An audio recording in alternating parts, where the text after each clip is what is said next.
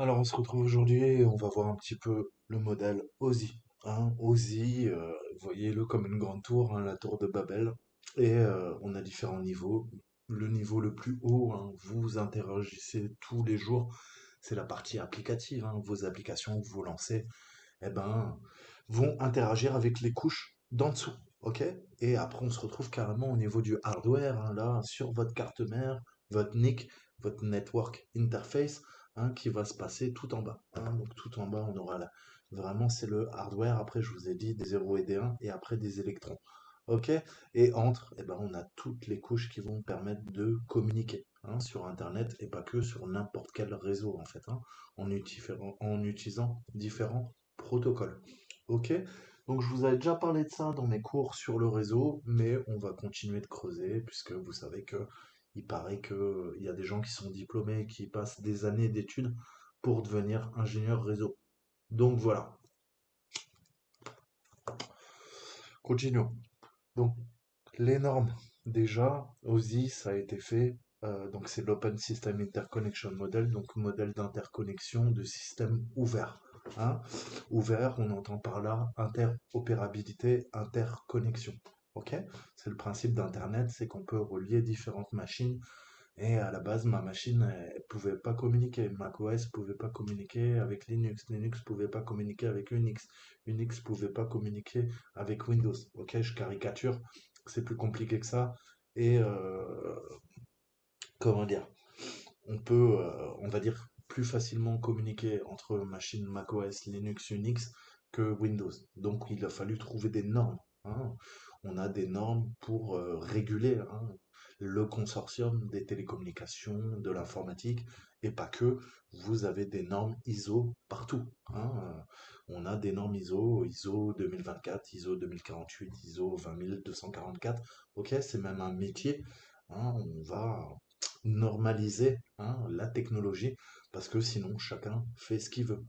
Par exemple, on va faire des câbles USB qui veulent dire Universal Serial Bus, hein, bus en série universel. Et puis les normes vont permettre justement que tout le monde respecte la norme USB. Hein. On va pas aller faire du micro USB, du mini USB. Comment ça s'est déjà fait? Ah, ça s'est déjà fait, pardon, c'est un mauvais exemple. Ok? Donc, comme vous le voyez, l'USB, c'est le meilleur exemple. Les constructeurs, parfois, font ce qu'ils veulent. Ok? Notamment, je sais pas, Apple qui va dire, écoutez, moi, votre USB, c'est de la merde, je fais du FireWire, j'utilise un nouveau truc. Ok? Donc, en principe, on les respecte, mais après, comme vous le savez, plus on a de pouvoir, d'argent, plus on fait ce qu'on veut. Ok? C'est comme ça qu'on s'est retrouvé avec 18 versions différentes de l'USB, alors que ça devait être un câble universel. Donc, ça vous prouve bien que c'est des gros connards qui respectent rien. Mais à la base, il faut des normes, sinon ça part à volo. Ok? Donc, revenons au modèle OSI. C'est un modèle fondamental, absolu, utilisé dans la mise en réseau. Ok? Dès qu'on branche un équipement à un réseau, c'est ce qu'on appelle la mise en réseau, comme vous vous en doutez. Donc, ce modèle critique dans le sens où il va définir en fait un cadre normatif, c'est le principe des normes, en dictant la façon dont les périphériques en réseau enverront, recevront et interpréteront les données. Ok? L'un des principaux avantages du modèle OSI, en fait, c'est que les appareils peuvent avoir différentes fonctions et conceptions sur un réseau tout en communiquant avec d'autres périphériques. Les données envoyées sur un réseau suivent l'uniformité du modèle OSI que vous avez là. Donc avec 7 couches. Ok. Et on verra après, dérivé du modèle OSI, on a le fameux modèle TCP qui fait fonctionner la planète entière. Ok.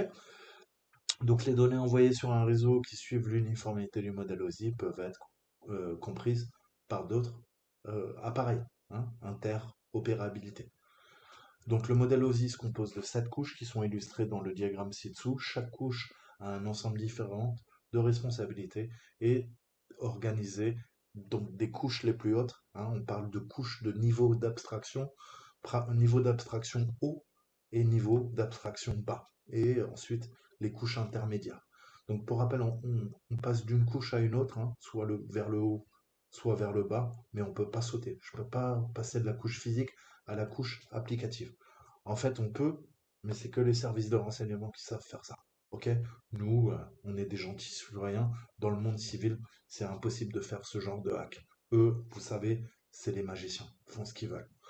Donc, à chaque couche individuelle traversée par les données, des processus spécifiques ont lieu et des éléments d'information sont ajoutés à ces données, ce dont nous discuterons, je vais y arriver, dans les tâches à venir. Ok?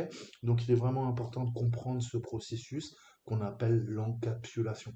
Donc, le principe d'encapsuler les données, hein, c'est pas propre au réseau, mais là, ça va avoir vraiment son importance. Ok? Les données, la data est encapsulée dans des paquets réseau, ok? Et l'encapsulation, ça existe aussi en programmation, ok? L'encapsulation, ça existe aussi, c'est une méthode d'offuscation, hein. On va pouvoir cacher soit de la donnée, soit du code source, etc., etc. Et là, ben, on va encapsuler les données et elles vont être en gros protégées. Voyez-le, vous connaissez les médicaments, il y a des gélules de certains médicaments, comme je dis toujours, hein, c'est ce que mon prof d'informatique nous disait. Il y a une partie que vous pouvez voir, hein, avec la solution active, les solutions actives, et il y a une autre partie de la gélule qui est opaque, hein, qui n'est pas transparente. Et ben, c'est ce principe, ok? Vous avez la moitié est visible, hein, on peut la comprendre, et il y a une autre partie qui est encapsulée, dont bah, seul Big Pharma est au courant de ce qu'il y a dedans, un peu comme les vaccins. Donc, que signifie OSI? Hein, le modèle OSI, on l'a vu, hein, si on doit traduire en anglais, c'est Open System Interconnection Model. Tu veux bien me faire un copier-coller, c'est pas trop demandé.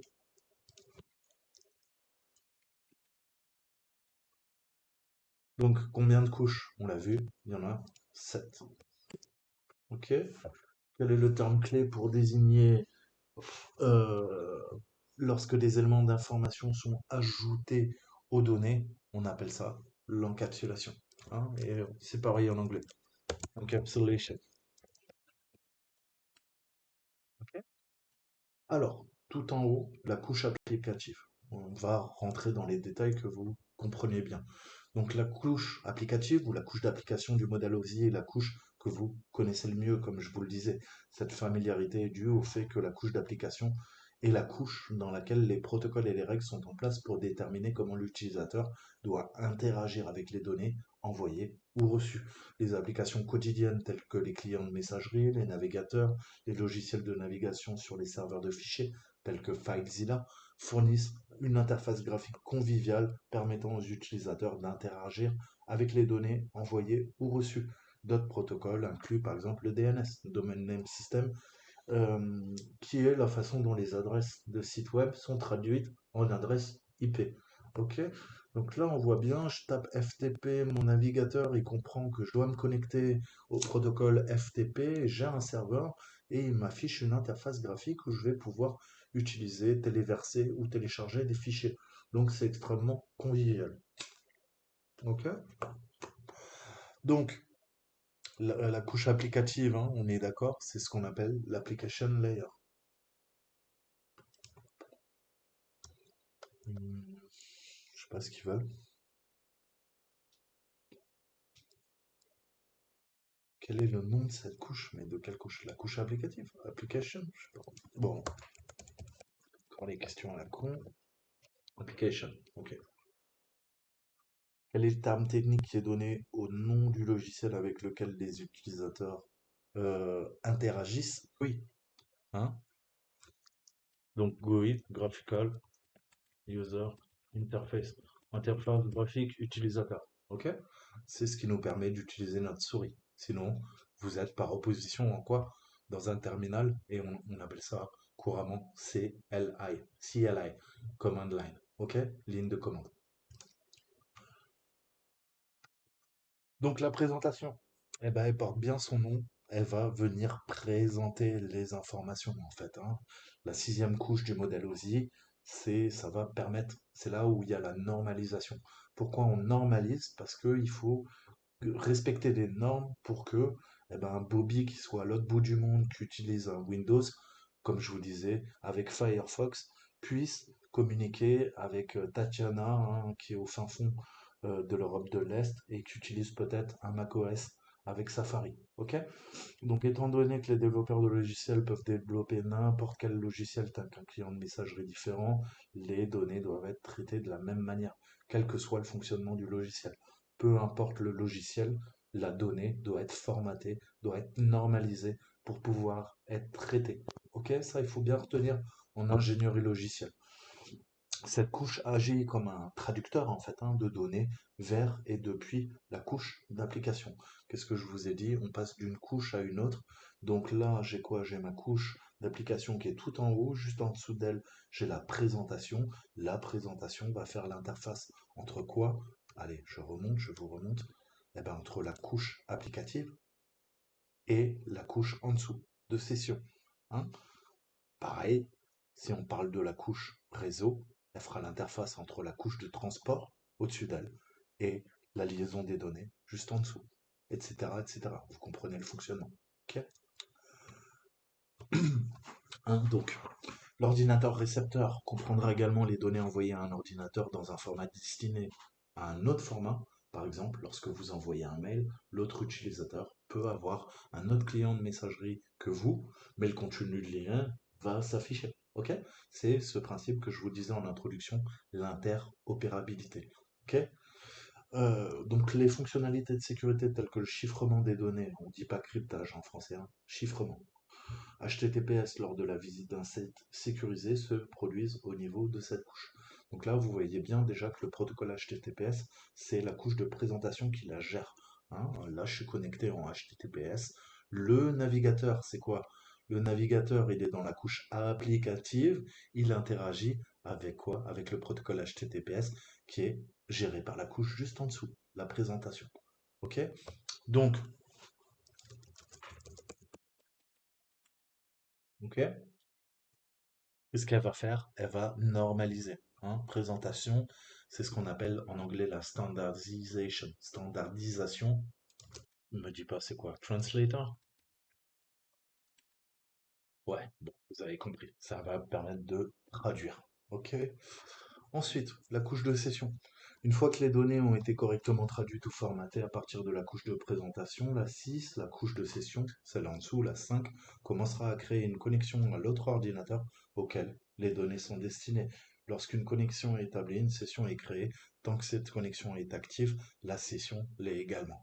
La couche de session synchronise les deux ordinateurs pour s'assurer qu'ils sont sur la même page avant l'envoi et la réception des données. Ok? Ces vérifications, une fois faites, la couche de session commencera à diviser les données envoyées en chunks, en petits bouts, en petits morceaux de données qu'on commencera à envoyer par paquet. Chacun un à la fois, de façon séquentielle. Cette division est bénéfique car si la connexion est perdue,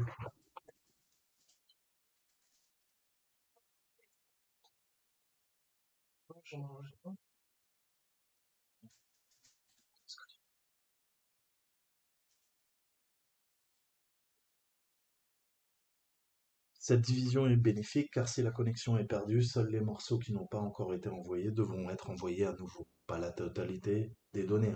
Pensez-y comme le chargement d'un fichier de sauvegarde dans un jeu vidéo. Ok? Ce qui convient de noter, c'est que les sessions sont uniques, ce qui signifie que les données ne peuvent pas voyager sur différentes sessions, mais uniquement sur chaque session. Donc c'est pareil, c'est un canal de communication entre deux ordinateurs et chaque session est unique. Ok?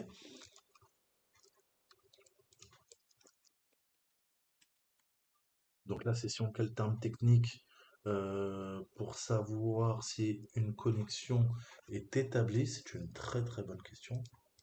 Euh, une connexion est établie? Bah, si elle est établie avec succès, justement, c'est une session. C'est une session. Ok? Quel terme? Eh ben, on parle de paquet. Ok? On parle de paquet réseau. Passons à la couche de transport. Ok, donc la numéro 4, ça joue un rôle essentiel dans la transmission des données sur un réseau et peut être un peu difficile à saisir.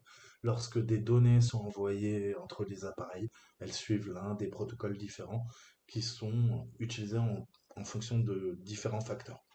TCP, UDP. Commençons par le TCP. C'est ce qu'on appelle hein, le Transmission, que je vous dise pas de bêtises, Transmission Control Protocol, ok?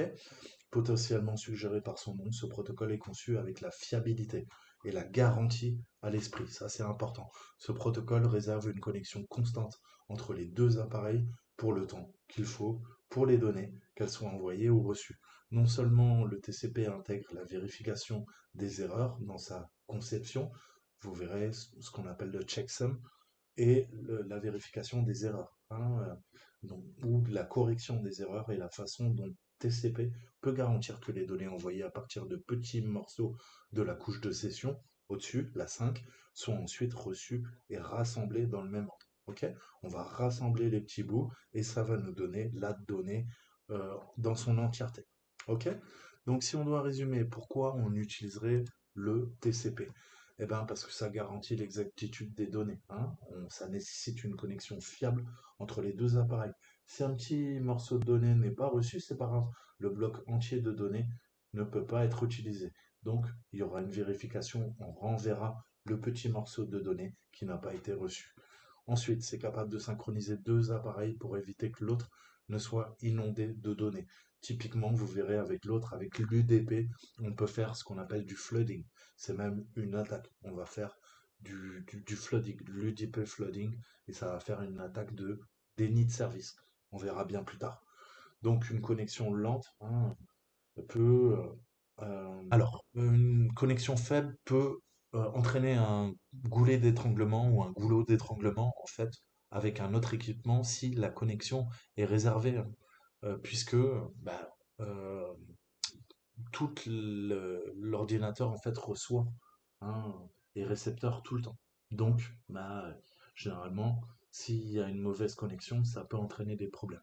Et ensuite, ça effectue beaucoup plus de processus pour la fiabilité, donc c'est plus lent que l'UDP, car plus de travail doit être effectué par les périphériques utilisant ce protocole. Donc typiquement, quand on fait du jeu vidéo, quand on fait de la vidéo, du streaming, ok, on va utiliser de l'UDP, ok, parce que faire des jeux vidéo avec du TCP, ça prendrait trop de temps, et donc il y aurait de la latence, et donc le jeu serait injouable en ligne, ok. Donc le TCP, il est utilisé pour le partage de fichiers, parce qu'on n'a pas envie de télécharger ou téléverser un fichier qu'on nous dise à la fin, bah écoute, ça n'a pas marché, recommence. La navigation sur Internet, on ne veut pas le chargement d'une demi-page Internet, on veut le chargement complet de la page Internet qu'on navigue et l'envoi d'un mail. Pareil, j'ai pas envie d'avoir un demi-mail, je veux le mail complet. Donc cette utilisation est due au fait que ces services nécessitent que les données soient précises et complètes. Exactement, inutile d'avoir un demi-fichier. Donc dans le diagramme ci-dessous, qu'est-ce qu'on peut voir? On peut voir l'image d'un chien, elle est décomposée en chunks, en petits bouts, hein, en petits paquets, et à partir du serveur web, on l'envoie à un ordinateur, et l'ordinateur va reconstituer l'image, hein, dans le bon ordre. Ok? Passons, alors même, j'ai envie de dire, si vous avez connu Internet il y a 20 ans, quand on chargeait dans le navigateur, les connexions étaient tellement lentes, une image, on voyait vraiment ligne par ligne, l'image s'affichait, vraiment. Donc, passons maintenant à ce qu'on appelle le datagramme. Si on parle de datagramme, là, on parle, hein, donc on parle de paquet pour le TCP, on parle de datagramme pour l'UDP, hein. Donc l'UDP, ça veut dire quoi contrairement? Ça veut dire User Datagram Protocol. Donc protocole d'utilisateur de datagramme. Ok? Techniquement, c'est exactement ça. Donc il n'est pas aussi avancé que son grand frère, le TCP, mais il offre plein de d'autres fonctionnalités en fait, hein. Il n'y aura pas de vérification des erreurs ou de la fiabilité. Mais par contre, c'est beaucoup, beaucoup plus rapide en fait, hein. Toutes les données envoyées via UDP sont envoyées à l'ordinateur, qu'elles parviennent ou non. Il n'y a pas de synchronisation ou de garantie que l'ensemble des paquets sont arrivés. Ok?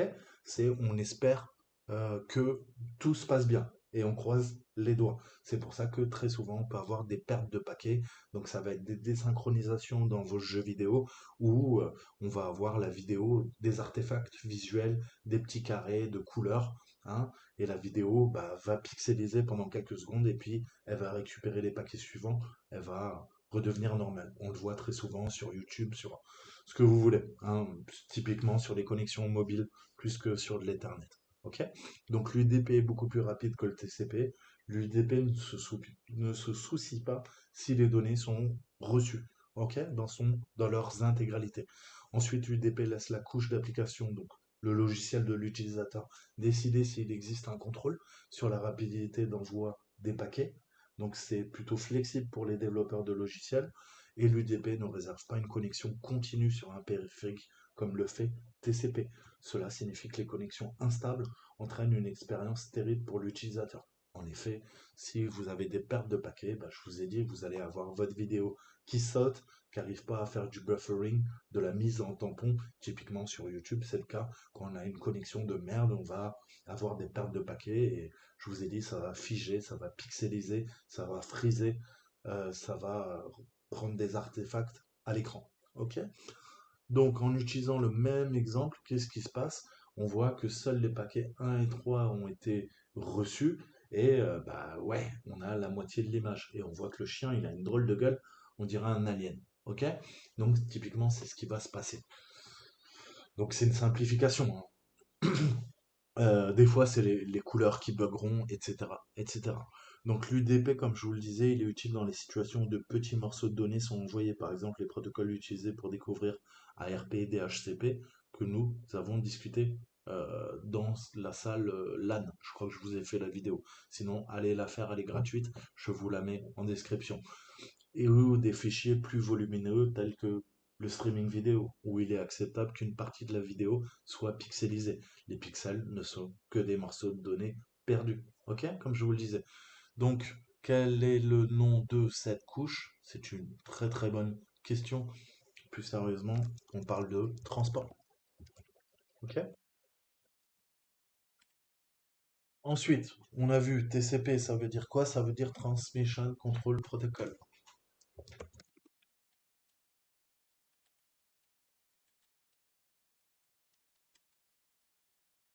Hmm, comment ça, non? Transmission, j'ai dû l'écrire. Ah oui, putain, je l'écris à la française. UDP, User, Datagram, Protocole. Ok. Quel protocole garantit l'exactitude? Bah, le TCP, parce qu'on le vérifie. Quel protocole s'en bat les couilles? UDP. Ok. Quel protocole une application telle qu'un client de messagerie utiliserait-elle? On veut vérifier les emails, c'est TCP. Quel protocole utiliserait une application qui télécharge des fichiers? Je veux l'intégralité de mon fichier, c'est du TCP. C'est une vidéo, je m'en balèque. UDP. Ok? Passons au réseau. Donc le réseau, la couche réseau, donc là on commence à descendre dans les bas niveaux d'abstraction. Ok? C'est l'endroit où la magie du routage opère en fait, hein. Comment je pourrais le traduire? Parce que là pareil c'est mal traduit. Et le réassemblage, hein, le réordonnancement des données a lieu. Ces petits morceaux qu'on va remettre sur un gros morceau, puisque nous on veut le gros morceau. Ok? Par contre, pour que ça transite, vous l'avez compris, sur le réseau, on va le découper en plein de petits paquets. Tout d'abord, le routage détermine simplement le chemin le plus optimal dans lequel ces morceaux de données vont être envoyés. Alors que certains protocoles de cette couche déterminent exactement quel est le chemin optimal que les données doivent prendre pour atteindre un appareil, nous devrions connaître leur existence qu'à ce stade du module réseau. En bref, ces protocoles incluent ce qu'on appelle l'OSPF, hein, donc Open Shortest Path First, donc le chemin le plus court ouvert d'abord, ok, et le RIP, ok, Routing Information Protocol, protocole de routage de l'information. Les facteurs qui décident de l'itinéraire emprunté sont décidés par les différents éléments. Quel est le chemin le plus court? C'est-à-dire qu'il a, quelle partie du réseau en fait a le moins de périphériques et que pourra emprunter le paquet, hein. Excusez-moi, je modifie parce que c'est traduit comme de la merde. Quel chemin est le plus fiable, hein? C'est-à-dire quels paquets ont déjà été perdus sur ce chemin? Dans ce cas-là, eh ben, automatiquement, on va prendre une autre route. Ok? Il peut y avoir un engorgement au niveau du réseau, il peut y avoir un des switches, un des routeurs qui est tombé, donc on va utiliser une autre partie du réseau. Vous savez qu'Internet a été construit pendant la guerre froide pour avoir un système résilient, hein. Typiquement, si on balançait un missile nucléaire sur une des bases américaines qui était reliée en réseau. Le centre de commandement du Pentagone pouvait continuer de faire circuler l'information, de gérer son command and control, hein, le commandement et le contrôle. C'est ce que va faire n'importe quelle armée. Donc tu fais sauter un des points du réseau, il restera toujours d'autres points pour prendre le relais. Ok? C'est le principe de résilience en réseau. Et puis, quel chemin a la connexion physique la plus rapide? Moi, je veux que ça bombarde. J'ai pas envie d'attendre 15 000 piges. C'est-à-dire, quel chemin utilise une connexion cuivre, hein, typiquement ce qu'on avait avant, ADSL, ok, ou quelque chose de plus rapide, hein, typiquement du T1, TE, T3, T4, T5, T6, T10, T11, T12, RNIS, ok, euh, câble, ok, et maintenant fibre, ok. Tous ces réseaux qui étaient réservés à des grosses universités, des grosses entreprises qu'on avait avant la fibre, ok. On appelle ça des connexions T1, TE, T3, ISDN, ok. RNIS, on avait en France il y a 10-15 ans, mais vous êtes peut-être trop jeune pour avoir connu ces technologies. Bref, passons. À cette couche, tout est traité via des adresses IP, par exemple 192.168.1.100. Les périphériques tels que les routeurs capables de délivrer des paquets à l'aide d'adresses IP sont connus sous le nom de périphériques de couche 3. On parle de euh, third layer device. Ok. Et c'est pour ça que si vous voulez commencer à attaquer un réseau, il faut bien comprendre que bah, le pare-feu, il va opérer sur la couche 3, hein. Tel protocole va opérer sur la couche 2 ou 4, hein. Parce que si vous n'avez pas cette vision objective et comprendre bien ces différentes strates, eh ben, vous ne saurez pas en fait euh, le système de défense, sur quoi il tourne, le pare-feu, à quel niveau il agit, etc., etc. Il faut parfaitement comprendre l'architecture pour pouvoir la hacker, pour pouvoir la pirater. Ok? C'est pour ça que c'est important de bien connaître tout ça. C'est pas juste pour se la péter et dire, t'as vu, je connais ça par cœur. C'est parce que ça va vous servir si vous voulez faire ce métier. Hein, faire du test d'intrusion, il faut connaître parfaitement le réseau. Et pas que, vous le savez. Ok? Donc là, on a quoi? On a une topologie réseau. On a Alice avec son ordinateur qui va utiliser le premier routeur de sa box. Ok? Elle est chez SFR. Et les paquets vont passer par trois autres routeurs, alors peut-être deux autres, hein, soit le routeur du bas, soit le routeur du haut, qui appartient, on ne sait pas qui, et on a Bob, ok, qui veut récupérer les paquets réseau d'Alice, et lui, il a un routeur également, c'est sa box Orange, ok, et on a une box SFR et Orange qui communiquent à travers un autre routeur, ok, et les paquets réseau vont soit faire ça, soit faire ça, soit faire ça, ensuite faire ça, tout va dépendre de l'engorgement du réseau. Ok? Donc cette couche, c'est quoi? Bah, c'est la couche réseau, donc en anglais network. Ok? Les paquets prendront-ils l'itinéraire le plus optimal sur un réseau? Oui ou non? Donc oui, hein, on essaye, hein. C'est le principe de QoS, hein, Quality of Services. Donc la qualité de service, en fait, hein, c'est un principe en réseau. Je ne vais pas vous embrouiller, mais on essaye de, en fonction du trafic, hein, que ça soit en entreprise ou même votre routeur, eh ben, va avoir une qualité, va prioriser certains paquets réseau, hein. Imaginons que vous lancez un jeu vidéo et que votre petit frère regarde une vidéo sur YouTube. Le routeur, s'il est pas trop con, qu'est-ce qu'il va faire? Il va dire, ah bah tiens, vous êtes en train de jouer à un jeu vidéo, je vais privilégier les paquets UDP, hein, sur le routeur, ils passeront en premier, et le petit frère qui regarde d'autres paquets UDP en streaming sur YouTube, ça peut attendre, il regarde juste une vidéo, donc la bande passante ne sera pas allouée en priorité à la vidéo du petit frère, mais à votre jeu vidéo pour que ça soit fluide. Ça, c'est le principe de priorisation des paquets réseau et plus généralement ce qu'on appelle le QoS. QoS, qualité de service, Quality of Services. Ok. Ensuite, l'acronyme OSPF. Eh ben, on a vu, c'est le shortest path en fait, hein. Donc ça veut dire quoi? Open, shortest. Donc le plus court, pas le sentier, le chemin. Ok? Et first, d'abord. Ok? Et le RIP, on l'a vu aussi, on a quoi? Donc R comme routing. Le I, c'est l'information, information protocol. Protocole. Vous l'avez compris. OK? Donc, quel type d'adresses sont traitées par cette couche? Bah, c'est des adresses IP, hein.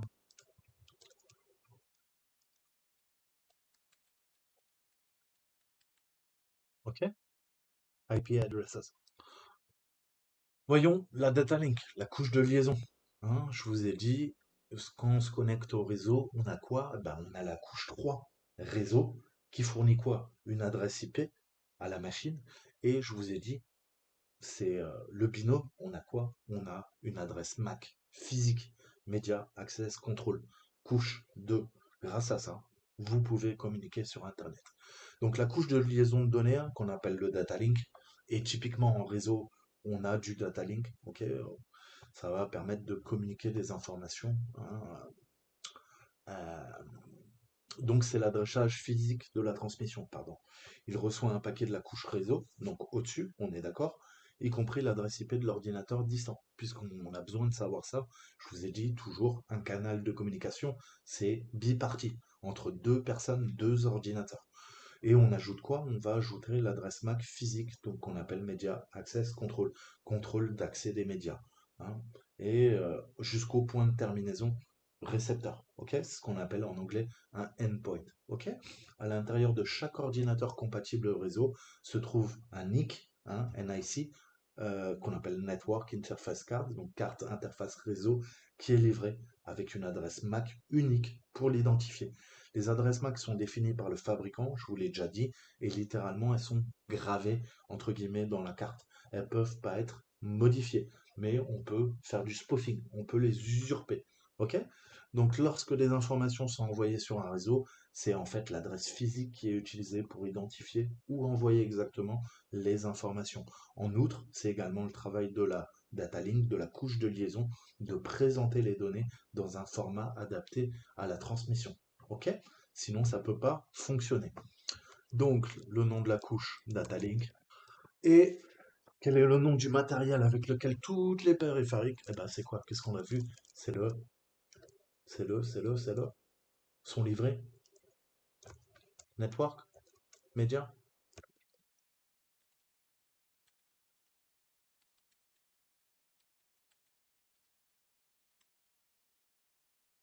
Quel est le nom du matériel?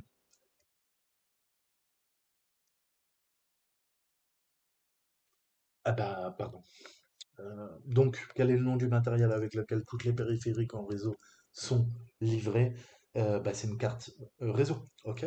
Donc c'est la NIC partout, hein, que vous utilisez du Wi-Fi, que vous utilisez du Bluetooth, que vous utilisez du Edge, de la 2G, de la 3G, de la 4G, de la 5G, de la 6G, de l'Ethernet, ok, ou d'autres types de connexions, il y a toujours un NIC, il y a toujours une carte réseau, hein, c'est là que vous mettez votre câble Ethernet, ok, mais il y a une carte réseau aussi Wi-Fi, etc., etc., hein. On n'a pas besoin forcément d'un câble pour se connecter au NIC, hein. Sinon, on appelle ça un AP, Access Point, un point d'accès, un PA, ok. Donc voilà.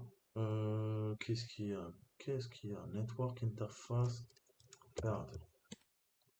Ok? Ensuite, la couche physique, celle-là, on la connaît, c'est quelque chose de tangible, parce qu'on passe nos journées à brancher, débrancher les câbles Ethernet. Et quand ils sont débranchés, ça marche plus. Donc, c'est l'une des couches les plus faciles à saisir, hein. En termes simples, cette couche fait référence aux composants physiques du matériel utilisé dans la mise en réseau et la couche la plus basse, hein, qu'on trouvera. Je vous ai dit, après, on a quoi? Bah, on a quasiment plus rien. On a des zéros et des 1 et on a des électrons, ok? Puisque on parle en binaire, hein. Donc, euh, les appareils utilisent des signaux électriques, des électrons, pour transférer des données entre eux, hein, dans un système de numérotation base 2. Qu'est-ce que la base 2? Bah, c'est le binaire, 0 et 1. Ok? C'est ce que comprennent les ordinateurs. C'est ce que comprennent les cartes réseau. Ok? Par exemple, les câbles Ethernet, hein, permettent bah, de connecter des périphériques. Donc, quel est le nom? Bah, c'est la couche physique la plus basse, donc c'est la physical. Quel est le nom de numérotation? Bah, binary, hein, c'est binaire. Et quel est le nom des câbles utilisés? Bah, c'est des Ethernet. Ethernet, comme ils disent les Anglais. Ethernet, Ethernet cables. Ok? Donc là, on va faire un petit jeu. J'espère que je vais pas me planter, sinon je vais prouver que je suis totalement incompétent. Donc, échappez-vous du donjon aussi. Montez les niveaux dans l'ordre, le bon ordre, pour échapper au donjon et révéler le drapeau. Je vous en ai parlé pourtant. Open System Interconnection Model. Ah, dans le modèle OSI, bah, c'est le Open System Interconnection, autant pour moi. Et donc on verra les paquets et les cadres, mais c'est mal traduit, c'est les paquets et les frames, hein. On parle de tram IP et de paquets réseau. Ok, donc on verra ça. Je vais essayer d'exploser mon score quand même. Je vais pas partir sur une défaite. J'aime pas ça. On va, je vais m'en refaire. Moins de 19 secondes.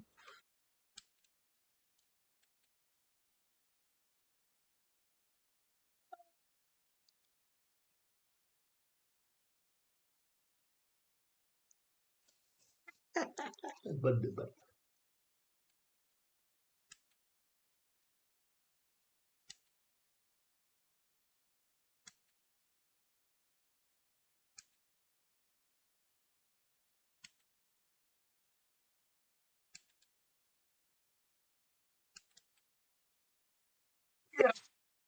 Oh, je suis le meilleur. Bon, et à très bientôt. Passez un bon week-end. Ciao, ciao.